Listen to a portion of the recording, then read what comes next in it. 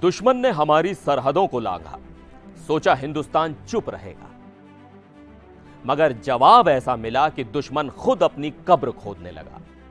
यह कहानी है पाकिस्तान की सबसे बड़ी गलतफहमी की और हिंदुस्तान की सबसे शानदार जवाबी कार्रवाई की। नमस्कार, आप देख रहे हैं पाक की कलंक कथा।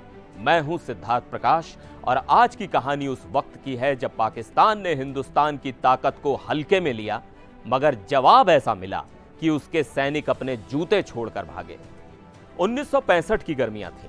पाकिस्तान के तानाशाह फील्ड मार्शल अयूब खान को लगने लगा कि कश्मीर में हालात पाकिस्तान के हक में हैं। उन्हें ऐसा भ्रम हो गया कि कश्मीर की जनता बस एक इशारे की देर में बगावत कर देगी। इसी बीच उन्होंने लॉन्च किया ऑपरेशन जिब्राल्टर। पाकिस्तान ने लगभग 30,000 स्पेशल सर्विस ग्रुप कमांडो को ट्रेनिंग दी।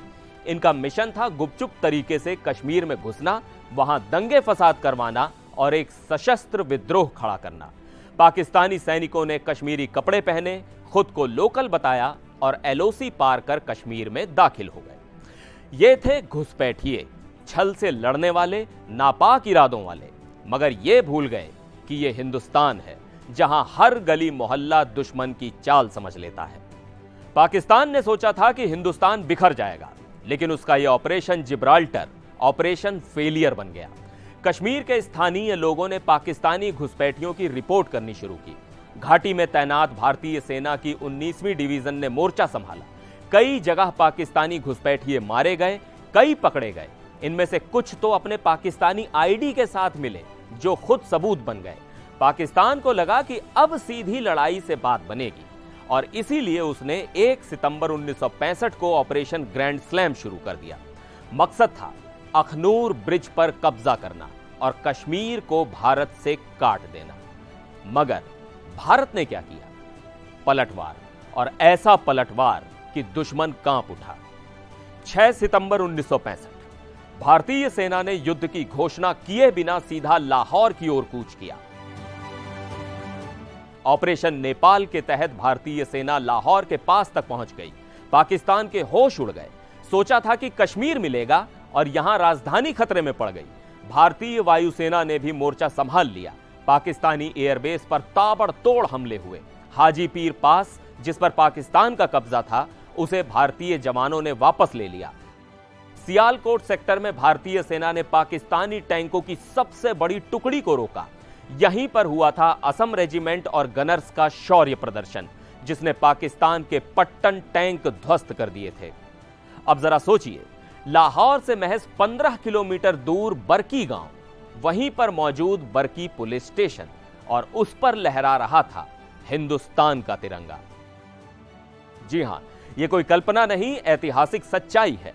10 सितंबर 1965 भारतीय सेना की 18वीं कैवेलरी रेजिमेंट ने एक जबरदस्त ऑपरेशन चलाया। इस यूनिट का नेतृत्व कर रहे थे लेफ्टिनेंट कर्नल हरि सिंह, जिनकी अगुवाई में भारतीय टैंक और पैदल सेना ने पाकिस्तान की रक्षा पंक्तियों को चीरते हुए बरकी गांव पर कब्जा कर लिया। बरकी लाहौर की दहलीज पर बसा वो गांव था जिसे पाकिस्तानी सेना ने किले की तरह सुरक्षित किया हुआ था। बीआरबी नहर के पास टैंकों, बंकरों और मशीन गनों से लैस। लेकिन हिंदुस्तानी फौज के जज्बे के आगे सब ढेर हो गया।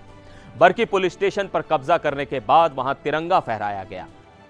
यह भारत की सेना द्वारा पाकिस्तान की जमीन पर फहराया गया वो तिरंगा था जो पूरी दुनिया को बता रहा था कि भारतीय फौज सिर्फ सरहद नहीं लांघती, जरूरत पड़े तो इतिहास भी बदल देती है। पाकिस्तानी रेडियो पर अफवाह फैल चुकी थी, भारत ने लाहौर पर कब्जा कर लिया है। लोगों में अफरा तफरी मच गई थी, दुकानें बंद, रास्ते सूने। पाकिस्तानी अफसर राजधानी छोड़कर भाग रहे थे और हिंदुस्तानी सेना वो लाहौर के गेट पर खड़ी थी, पर अंदर नहीं गई, क्योंकि भारत की फौज दुश्मन की जमीन पर झंडा गाड़कर जीतने नहीं, अपने देश की रक्षा करने के लिए लड़ती है। 17 दिनों तक चले इस युद्ध में पाकिस्तान की इकोनॉमी चरमरा गई, सेना थक गई और सियासी नेतृत्व बिखर गया। हर मोर्चे पर उसे मुंह की खानी पड़ी।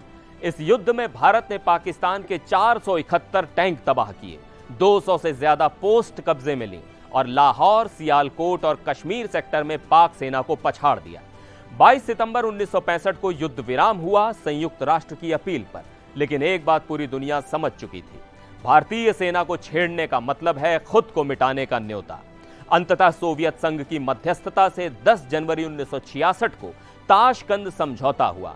भारत ने युद्ध बंद किया, लेकिन जीत की लकीर खींच दी। पाकिस्तान के ऑपरेशन जिब्राल्टर की वजह से उसे मिला अंतरराष्ट्रीय अपमान, युद्ध में हार और हिंदुस्तान की ताकत का ऐतिहासिक सबूत। जिसने हमारी जमीन पर नजर डाली, हमने उसे जमीन में गाड़ दिया। 1965 में पाकिस्तान की यह नापाक साजिश हिंदुस्तान के जवानों की बहादुरी के सामने ध्वस्त हो गई, क्योंकि जब तक हिंदुस्तानी फौज खड़ी है तब तक कोई कश्मीर छीनने का सपना भी नहीं देख सकता। तो यह था पाक की कलंक कथा का एक और अध्याय। अगली कड़ी में सुनेंगे पाकिस्तान की एक और शर्मनाक कहानी। तब तक याद रखिए, देश है तो हम हैं, और जब देश पर खतरा हो तो हर हिंदुस्तानी फौजी बन जाता है। जय हिंद, वंदे मातरम।